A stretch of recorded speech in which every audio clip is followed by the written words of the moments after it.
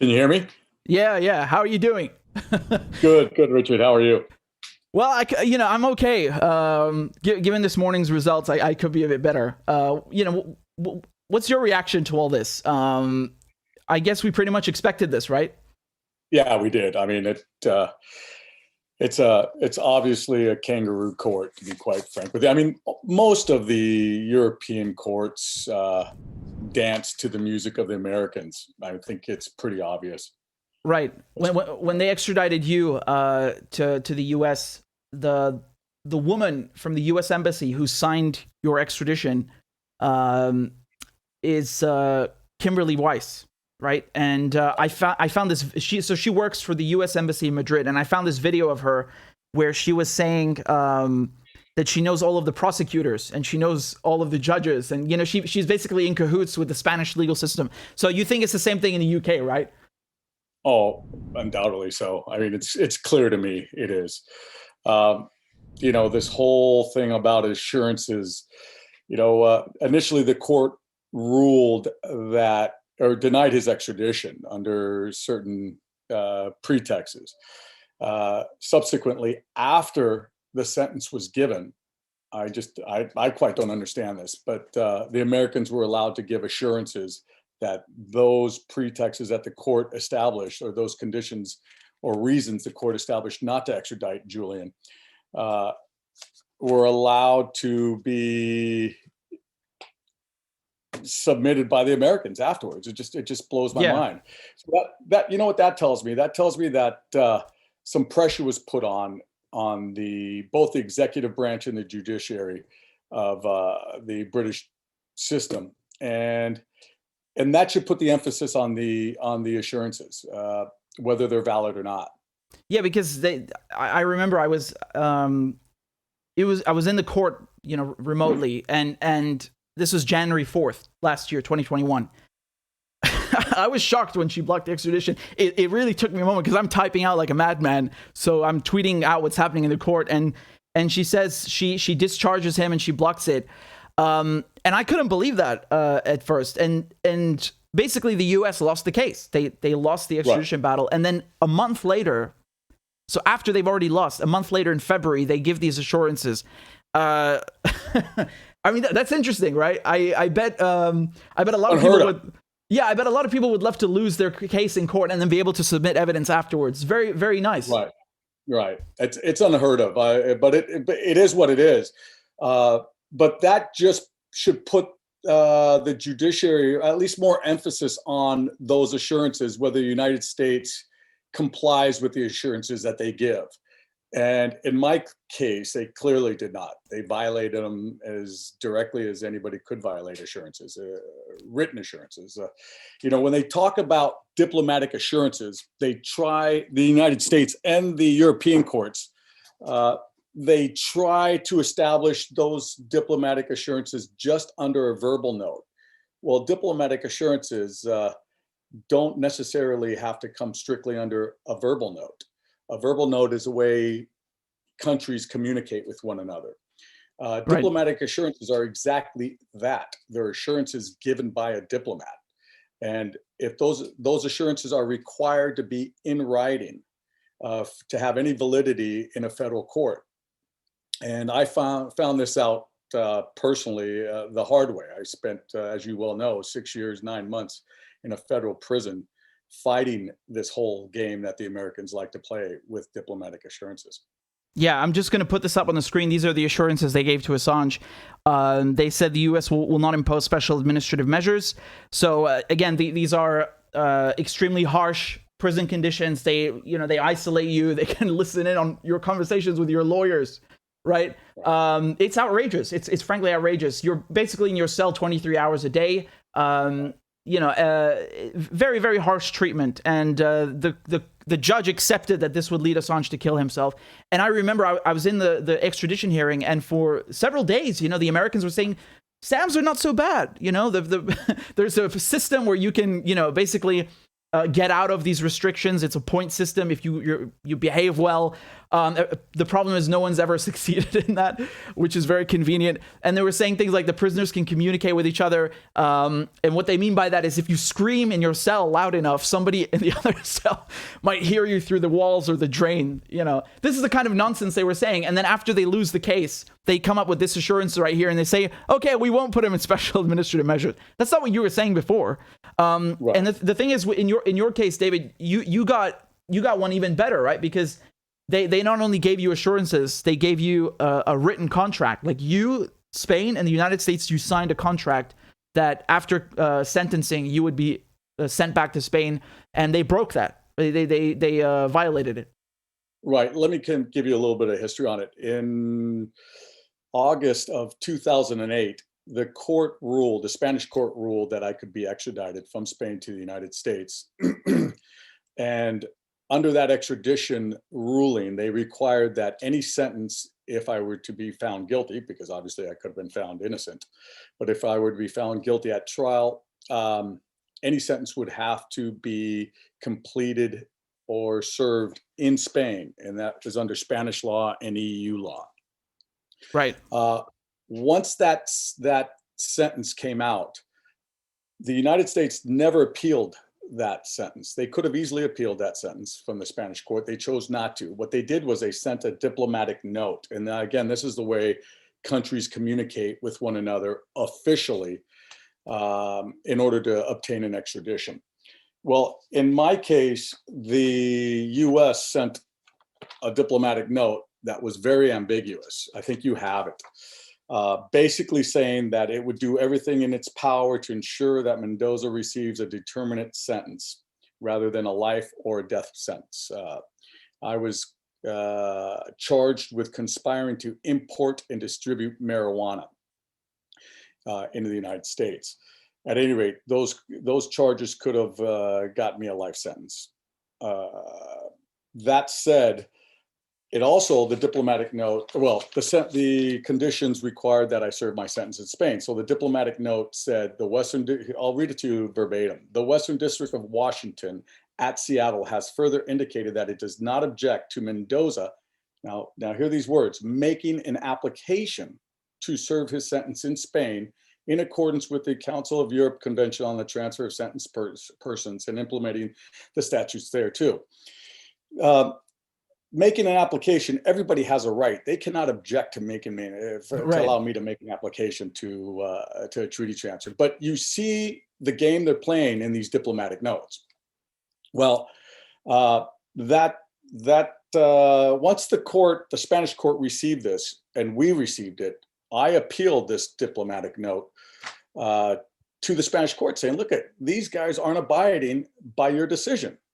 It's very important that you clarify to the Americans that they must comply or give assurances, diplomatic assurances in writing that will guarantee what the court establishes." So the court came back some months later, April of 2009, and required that there be a deed of surrender. A deed of surrender. Right. So just to say this in another way, the Spain looked at this document and said, "This is garbage. Give us something better." Right? Because the courts knew the game that was being played with the Americans. It's the same game and they were just hoping that I wouldn't catch it or that I would just say, "Okay, well, let's move forward." Well, I didn't. I said I required the courts to establish some sort of definition by which the Americans were refusing to give. So the courts then, like I said, in April of 2009, the courts required that the Americans give what's called a deed of surrender, which are diplomatic assurances, because I have it right here in front of me, assurance given by a diplomat in writing. And when I don't know if you have this. Yeah, I have it on the screen. Okay. This is the deed of surrender that you signed in Spain and the U.S. Okay. Well, once I was placed on the tarmac to be given to the U.S. authorities, the Spanish diplomat came to the tarmac and had us all sign this contract. The contract is very specific. I don't know if you have the English version of that contract. I certainly do. I think I have it down here in the article. So I put the yeah, there we go. So okay.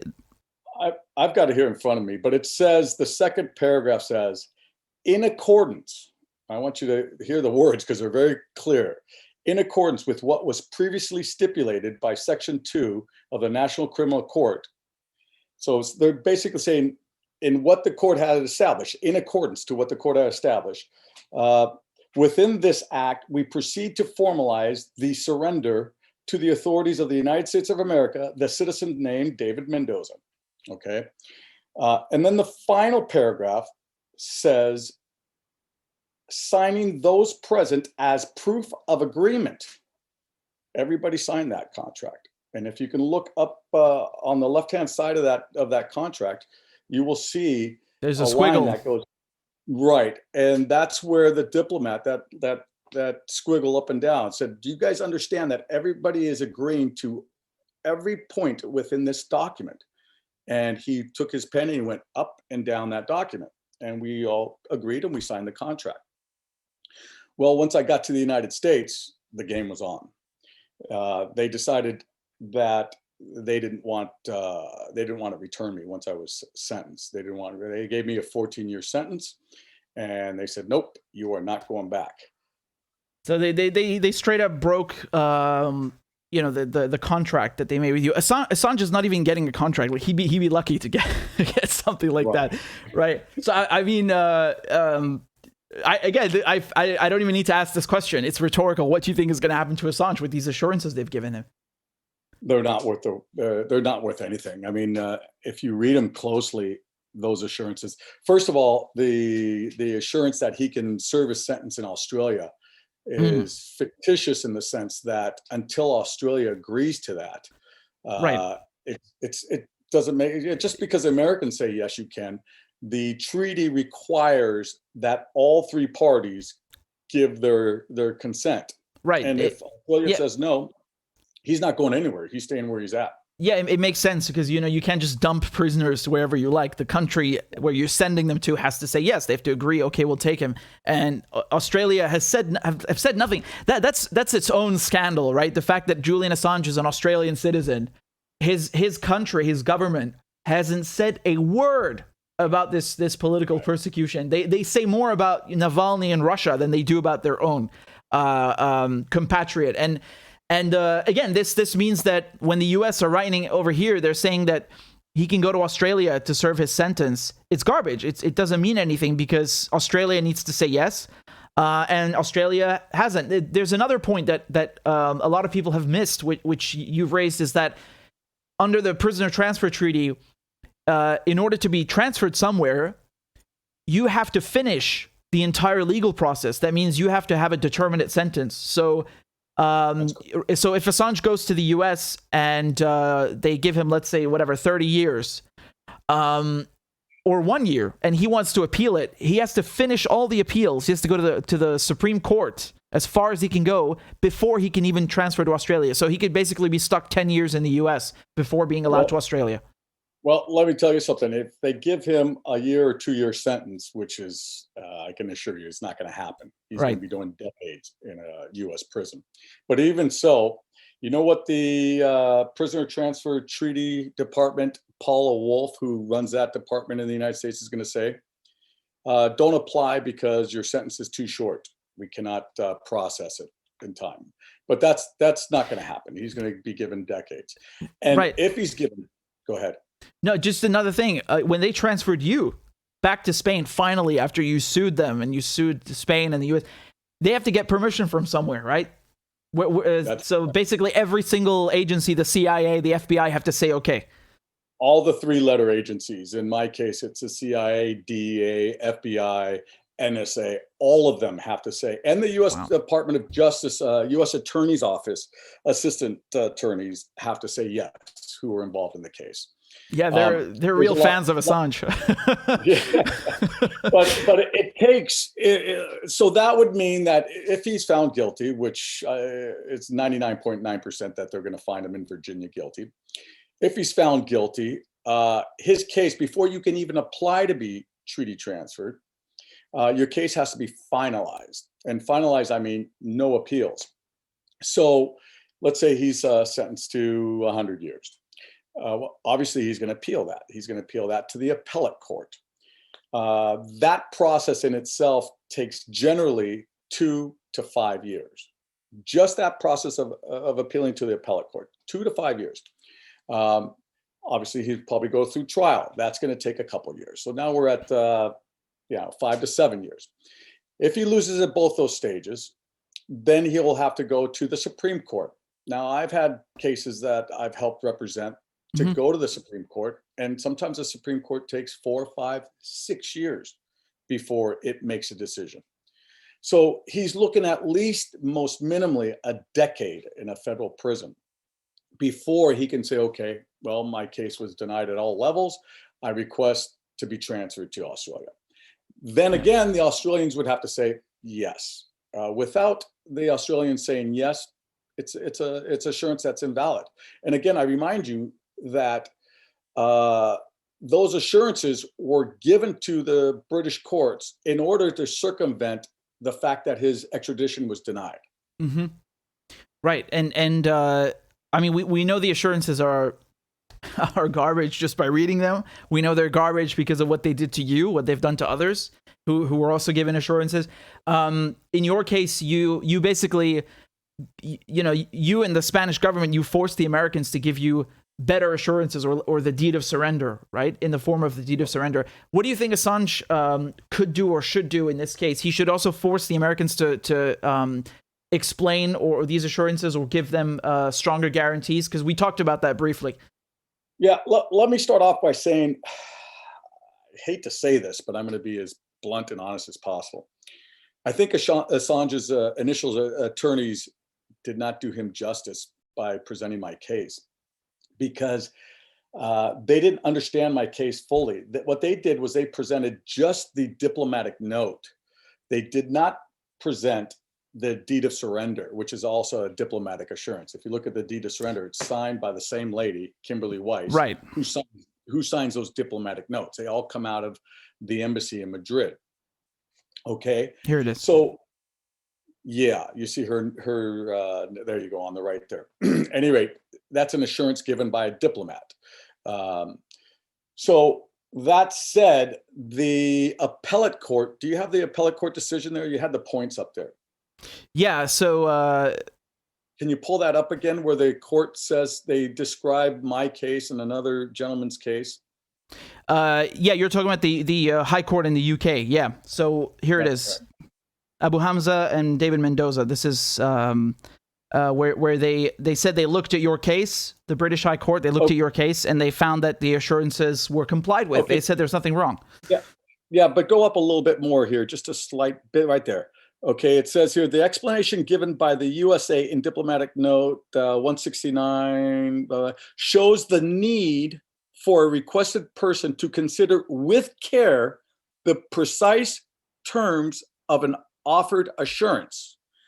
Okay, do you understand what they're saying there? They're saying, basically that the Americans didn't promise this guy anything. So you need to read that. Okay, that said, they never presented to the court the deed of surrender. If they would have presented to the court the deed of surrender, there was no way those judges could get around the fact that the Americans, point blank, did not comply with the assurances given by them. Mm-hmm. And I tell you, I took them to federal civil court, and they were crapping their pants when I got this deed of surrender, because they refused to give it to me. I requested it under FOIA, and they gave me another deed of surrender that didn't have my signature on it. Right, here it is. So here's the one that you signed, and then they gave you a copy without your signature. That's so dirty. Can you imagine you sign a contract and then they remove your signature to say you didn't sign anything with us? That's so dirty. Well, apart from it being dirty, I mean, it's Banana Republic kind of shit. The stuff that they like to claim on other people. But at any rate, once I got the original deed of surrender, and I went back to that Judge Zilli, and I said, because initially when I made claim to the conditions at the time of being sentenced, the judge asked me, said, young man, do you because he asked me if I had anything to say prior to being sentenced. And I said, yes, there are some conditions that the Spanish court is requiring of this extradition. And most importantly, that if I'm sentenced, as I will be today, that I be sent back to Spain. Well, then he put his little glasses down to the rim of his, to the end of his nose. And he said, young man, at the time I was young, he said, young man, do you know or understand under which instrument you were extradited to the United States? And I said, yes, the extradition treaty between Spain and the United States. And he said, that's correct. He said, are you signatory on that contract? And I looked around, I looked at my attorney, I said, signatory? I don't quite understand where he's going with this. He said, did you sign that? And I said, no, obviously I didn't sign it. My country signed it as a representative of me. And he said, that's correct. He said, so if there are, in fact, conditions imposed, which I'm not saying there are, is what he's reflecting to me, it's not you who has the power to go in front of the court or request that the court comply with those conditions. It's those people who have signed that contract. So it took all the power out of my hands. And then I thought, okay, shit, what am I supposed to do here? I mean, he's basically telling me I have to force my country into representing or assisting me, meaning Spain, to go in front of the federal court in order to force compliance of this extradition treaty. Well, Spain was refusing to do so because they were deathly scared of the Americans.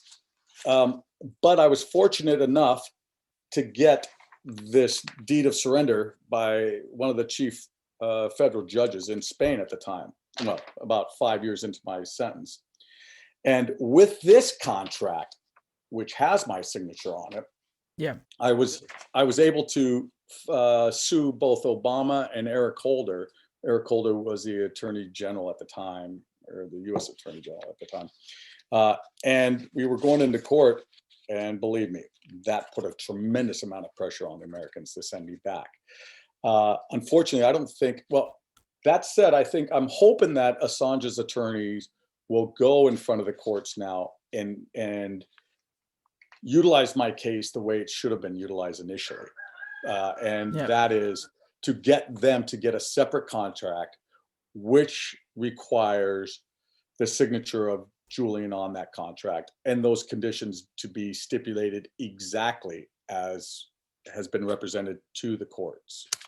Yeah, because I mean, your case is really compelling. I mean, they like you said, they crapped their pants when you said, actually, I do have the copy with my signature, because you cornered them. Yeah, and I was kind of astonished because, you know, I saw what the British judges were saying, that they looked at your case and everything was fine. And I was astonished. I was like, did they not see the contract, the acta de entrega? Because that's a written contract with the signature. They didn't see it. And I spoke to Julian's attorneys who presented it, and they just didn't understand my case. All they gave to the court was the Spanish Supreme Court rulings and the diplomatic note. Right. But the most important one is obviously the contract, because because that one is very clear. Right. And it's, like I said, it's a diplomatic assurance. It's a signed contract by a diplomat. Yeah. Yep. So again, on the right here on the contract, you can see on the left, that's Spain's signature, and then there's your signature, and then there's Kimberly Weiss, and she is a U.S. diplomat, and she works at the U.S. Embassy in Madrid. It's a diplomatic assurance. End of story. Yep. Right. And federal cases, you'll see. Well, you won't see, but when I was in federal prison, there wasn't a day I didn't go to that or didn't get the law library law books to understand the game that they play. And this game of these diplomatic notes and the ambiguous language they use in diplomatic notes is a game they've been playing for decades. They know what they're doing when they send these the verbiage that they send is very well calculated in order for them to avoid any requirements by another country. So federal courts require any assurances given by a diplomat to be in writing. And federal courts require that they be very, very, very specific.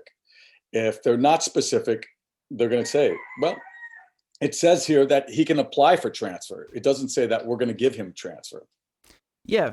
And I know what the federal courts are going to say about Julian's case there. Well, it says that we will allow him to, the United States will allow him his treaty transfer. But the federal courts will say, Australia hasn't given their permission, and that's required under that instrument. And that's clear as day. Yeah. Yeah. They're very abstract and ambiguous with the language to screw you. And then once you're over there, they start telling you the real story, which they should have told you in the beginning, that you need this and you need that. And they're conveniently leaving all of that out. Well, I also was very, very fortunate because remember, Richard, one thing is US law. Another thing is Spanish or British law. And I was very fortunate because Spain, when I went to Spanish Supreme Court to have my case forced by the Spanish executive, the Spanish Supreme Court said, we don't give a damn about assurances, in the sense that what we care is that this is a Spanish national who was extradited through a Spanish court, and whatever that court establishes is to be complied with, period. Right. That took, again, 6 years, 9 months of my life in a US federal prison. And mind you, only because I forced it, not because the Spanish executive wanted it to happen. Quite contrary, the Spanish executive wanted to bury me along with the Americans. Yeah. Yeah. So again, that's an important part of your story, where you had to sue the Americans and your own country, Spain. I mean, because again, you're both an American and Spanish citizen, but in this case, the country that sent you to the US, right? So you had to sue both America and Spain for not giving a damn about you, right? You won twice in the Supreme Court. That's quite a feat. I don't know how many people have done that. Well, and another thing I can tell you is, do you think by any means imaginable that either Australia or the British are going to fight for Julian once he's extradited? And if they don't comply with those conditions that they've established, I truly doubt it. Yeah. Yeah. His own country won't fight for him. Why should the British or the Americans fight for him? Right. His own country hasn't even submitted a request to the court saying, yeah, we will agree to his transfer. They haven't even done that yet, knowing that those conditions are established. Yeah. Yeah. It's obscene. And again, if I could just get maybe your closing remarks, your final thoughts just on what happened this morning. I know we all know it was a rubber stamping, right? Because the judge himself, he looked at Julian, and I'm watching him talk to him, and he said, I'm duty bound to send your case to the Secretary of State, right? It's not my position. I don't really have a choice here. And then he said, you do understand that, you're going to be extradited and you have the right to appeal, but you can only appeal after she's made her decision. I think it's reasonable to say that Priti Patel will okay Julian Assange's extradition. She isn't exactly the most vocal about UK press freedoms. So I don't know. I mean, what are your final thoughts on what happened today? What do you think is going to happen from here on out, and what should happen? Because we talked about the assurances, but there's also his health to consider. Well, I would try to go to each level judicially as possible. I don't know. I know he can go now to the EU court, but I would also take Priti Patel to court in order to make sure these assurances given by the Americans are complied with. I would try to establish as hard as I possibly can to make that part of the record, because I know what the Americans like to do. They want this to be signed off and get them over there, then we'll play our game as we want to. But if they can establish that in the British judiciary, and in the future, once Julian is within US jurisdiction, and the Americans choose not to comply with their assurances, or choose to parse words in order to circumvent those conditions, then maybe, just maybe, they can go back in front of the British courts force it to happen. But either way, I would definitely go to the EU court. Now, I know there's people saying that, well, they don't really have much power over since Julian is no longer, well, Julian, the England is no longer within the EU. I would beg to differ a little bit, because the case started prior to, Julian's case started prior to Britain leaving the EU. So there is precedence that would require them to follow what's the EU established law at the time. So yeah, I mean, the UK is still part of the Council of Europe, so technically that should count for something. I think the question is, like, would they follow the ruling? I think Julian is such a hot potato, they're willing to perhaps be politically embarrassed and refuse to follow the EU, the European Court of Human Rights, just for the sake of getting rid of him and being done with this. I think they might be willing to risk that. I don't know. I suspect you're probably right. I would hope that you're not. But again, I think the more attention journalists like you and a few others, because there's very few of you guys, give this, the better. Thank you, David. I appreciate it. It's funny to me how the mainstream media, you know, they'll like talk just a little bit about Assange to smear him. They're not even in the court. They're not there. Like they're not reporting about this. They don't have any. They at best they'll send somebody like outside the court once in a blue moon. And I remember there's this guy from Sky News when the extradition hearing ended, and he had like a cue card with the judge's name, like no clue what's happening. It's so embarrassing. It's really embarrassing. So again, I appreciate it very much, and I appreciate you coming on. It's this is a political case, so it has to be one with public support and with right. You know, in the court of public opinion, and I think highlighting cases like yours, you know, putting your story out there, not just publicly, but also in the courtroom for the judges. And I hope that the acta de entrega, the deed of surrender, is actually seen, because it's so compelling. Well, I'll tell you, if they have an opportunity to get back in front of the court, they're going to need to put both of those, the acta de entrega and that diplomatic note, in front of the court, and just show them, along with the Spanish sentence, and show the court that, listen, these guys did not comply with a diplomatic assurance. And that's black and white. So yeah, we'll see what comes of this. I just hope he does not give up. Like I said to you before, I've passed a lot of dark days in that federal prison, and there's times just stupid things go into your head. He needs to keep the faith, because there's a lot of people out there who really support him. I do, you do, and many others do. Hopefully he can get some good results in the end. Yeah, I hope so too, and I think the assurances enough should you know, on their own should be enough to stop this. But I wish that the fact that this is a political trial, that he's a journalist, like that should count for something too. You know, like he's not guilty, he's not a criminal, and you know, they're basically punishing him for publishing those documents. That's really what it comes down to. There's no doubt about it. There's no doubt about it, and believe me, I've told you this before.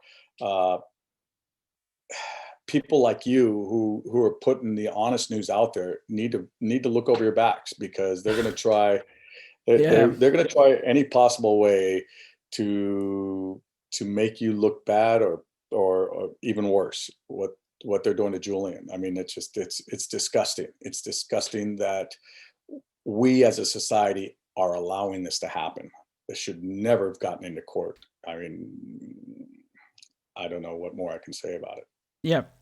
Well, David, thank you so much for coming on, and just again sharing your experience. I think you're more qualified than most to talk about these issues, not on a personal level, and also you scored some major victories. I mean, you know, winning against Spain and the Spanish Supreme Court twice, that's nothing small, and of course, you know, suing Obama, Eric Holder, it really counts for something. And I appreciate you coming on. It's always great to speak to you. Thank you so much.